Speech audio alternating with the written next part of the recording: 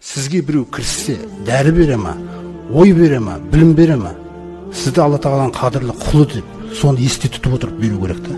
Ойыншық бере салмау керек сізге еш нәрсені. Сізге Алла тағала сондай қадір берген Алла тағала. Валақад каррамна бани адама.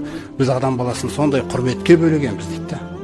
Жаңағы періштелермен салыстырғанда, періштелердің жаратылудағы мақсаты сол да. Тазалық, тақуалық, нұр, ақыл, түсініңіздер қандай мәселе. Олардан ешқашан күнә шықпайды да. Бірақ бізге басқа жолды қалаған Алла тағала.